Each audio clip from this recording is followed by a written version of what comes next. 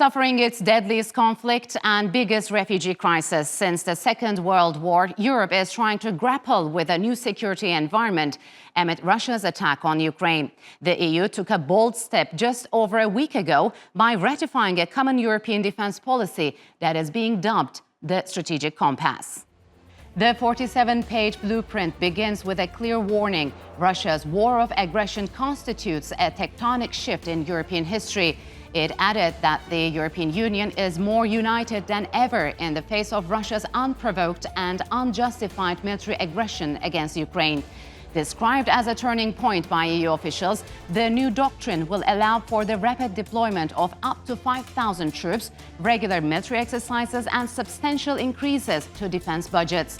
But the new strategy has one paragraph that has angered Ankara. The document takes aim at Turkiye over its maritime disputes with Greece. Rejecting the EU's accusations of being behind tensions in the Eastern Mediterranean, Ankara warned that the bloc could become part of the problem instead of its solution. And to discuss this, joining me now from Istanbul is Selim Yenel. He is a former Turkish ambassador to the European Union. And from London is Elisabeth Braw. She is a senior fellow at the American Enterprise Institute. A warm welcome to you and thanks for joining me on the program. So, Selim, the EU's future military blueprint, the Strategic Compass, was adopted by the EU leaders last week. Talk to us about its significance. Well, this is something that the EU always wants to do because, I mean, it's not a global player, not a global power. And, of course, now the recent developments in Ukraine with the Russian invasion has actually increased the need for the EU to do something together. This is not the first time that they've tried. They've already done this before, but this was not successful. And now they said that since there is a threat from the Russians, even before this invasion, and the China's rise and ambivalence of the United States. So, the EU said that we have to do something together, but there was no urgency. Nevertheless, after 2017, they have this permanent structure in which they are trying to find a way to manage things by themselves.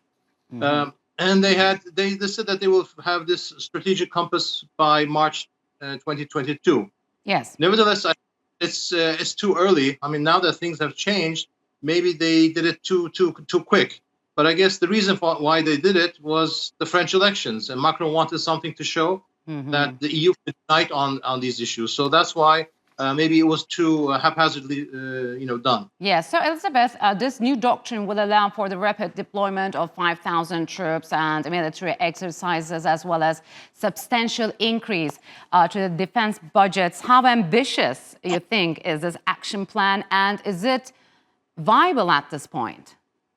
Well, it sounds great, does it not? 5,000 soldiers that can be deployed, not just for crisis management, as has been the case with the EU battle groups, but for proper action, you might call it. And by the way, we should remember the EU battle groups have been around for a long time. For a number of years, and they seem like a perfect tool, but they have never been deployed. And this new rapid deployment capacity is supposed to not just fill that gap, but be a more muscular version of it. Let's see if it's ever deployed. I sort of suspect that it may face the same future as the battle groups. That it looks great on paper, but then when it comes time to use it, the member states will chicken out. Yeah, you have some suspicions. So, Selim, the track to strategic autonomy you just mentioned earlier started early 1990s with the Maastricht Treaty, which were followed by several failed attempts due to maybe global complexity. So, how is this compass different than the earlier attempts to form a strategic autonomy in the security and defense domain? They've seen that with the Trump administration. And the fact that, who knows what would happen after Biden goes, and the rise of China, the threat of Russia, as I said. So the EU has to do something by itself. And there's a urgency for that right now. And I think that's why they have finally come up with this compass. I mean, it was already in the making, but now with this Ukraine issue, of course, this has become more and more relevant. Nevertheless, I think that still this compass has to be reevaluated under these new conditions. Because, as I said, it was too quickly done, never thinking that these things would happen. But since the French elections are happening, Macron wanted this to be done as quickly as possible. Mm-hmm. And of course, we have to remember that NATO will soon have its own strategic documents in June, which will, I'm sure, have more preparation done into it. And among the objectives set for security, the plan aims to strengthen the EU's role as a maritime security actor. The document warns of continued tensions in the Eastern Mediterranean, which should be addressed through good neighborly ties. I think it was referring to Turkiye. So let's take a look at this particular paragraph. It says, finally, tensions in the Eastern Mediterranean remain due to provocations and unilateral actions against EU member states and violations of sovereign rights in breach of international law, as well as instrumentalization of irregular migration, and have the potential to escalate quickly. So Ankara has reacted strongly to this paragraph, criticizing Turkey over its unilateral actions. So, Elisabeth, there seems to be a solid stance against the Turkish claims in Eastern Mediterranean. How is that going to play out moving forward? I imagine it will be quite difficult because it's, yes, Turkey is not an EU member state, but it's a NATO member state, and not just a NATO member state, but a NATO member state that is proving crucial at the moment in the West's dealings with Russia. So it would be, even though this is a matter for an EU plan that we are discussing here, it would be very difficult for the EU to advocate alienating Turkey somehow, considering how dependent we are on Turkey in this very delicate state in relations with Russia. So, Selim, as a former ambassador to the European Union, could this plan work without Turkey? And if this compass, let's say, fully translated into life, where does it leave Turkey, both as a NATO member and as a EU membership candidate? Well, it's quite obvious that this paragraph was prepared by the Greeks and the Greek Cypriots, obviously. And unfortunately, they seem to be the only ones interested in dealing with certain issues. And they don't see the rights of Turkey in the East Mediterranean. So unfortunately, this paragraph is unbalanced. And then there's another paragraph which includes Turkey about partnership, about working with Turkey. Mm-hmm. Again, it says that Turkey has to do certain things before we work together. So it puts the burden on Turkey, while the EU has itself certain commitments that have not been met yet. So I think that they have to redraw that part, or else, pragmatically, I think they will need Turkey, especially with what's happening not only in East Med, but what's happening with Ukraine, the Caucasus, all around us. Turkey is a pivotal country. So I think that the EU has to get its act together.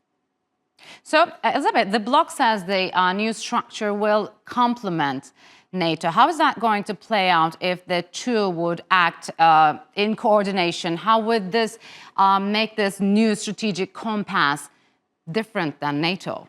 This is the fundamental challenge relating to whenever the EU tries to do anything in the military sphere. And we have to remember that has been the case for a very long time, starting with the Western European Union back in the 50s. That didn't come to pass simply because it was too difficult for the European Union to figure out, or it wasn't the European Union then, but the European community to figure out how it could put up any sort of significant military capability when a number of the countries were already NATO member states, and that problem persists. And we have to remember, it's not just about the structures within these particular countries and how they coordinate. It's also about the actual troops. So if you allocate so many troops to the European Union, for example, 5,000 for rapid deployment capacity, these are 5,000 troops that are then taken from the different member states. Respective forces and are not available to those countries. So it's the number of troops we are talking about is finite, and it's about how do we use them, and that's where it always becomes so difficult for the European Union, not least when it comes to its ultimate goal of, or some people's ultimate goal of complete military integration. Sounds great, Who is going to be part of it? So, Selim, Germany has pledged to boost its defense spending dramatically. What would a better armed Germany mean for the European Union? And is it likely to cause some frictions among the members? Because we have witnessed, I think, in 2020, a spot between German defense minister and French minister as to the role of the US security guarantees for Europe, which signified a bone of contention between the two countries. How is that going to play out? Well, the crucial point in which Elizabeth had just mentioned is who's going to lead. Yes, that's the problem. In NATO, we have the US that's been leading, but in the EU, somebody has to take the lead, and the French and the Germans have difficulty of agreeing on this. So that's why I think that the EU has not been able to muster any kind of its own army until now. Who's going to take the lead? Who's going to decide on issues, and how will they be used in the field? So all these questions are still open. And unfortunately, the French and the Germans have to agree on it because they're the two major powers, although the French are a nuclear power. And the Germans are now increasing their 2% of their spending. So we will see in the next few years a different EU, definitely. The Russian has actually, let's say, woken up the EU, that it has to act together. Yes. By itself. It cannot rely on others. But, and therefore, the French and the Germans have to agree on something. So, but Elisabeth, in the meantime, is it also likely to cause a divide between North and South and East and West when it comes to boosting defense budgets and investing in expensive technology? The fundamental challenge of money that is spent within the European Union by EU member states on defense is that it's really, we are not getting, we meaning the EU, are not getting enough bang for the buck. And why are we not getting enough bang for the buck? Because there are too many platforms, too many different kinds of tanks, too many different kinds of fighter aircraft and so forth. But who is going to give up the version they use? Yes. Because that's what would be required in order for the EU to become as efficient in its military spending as the US, as China, as Russia.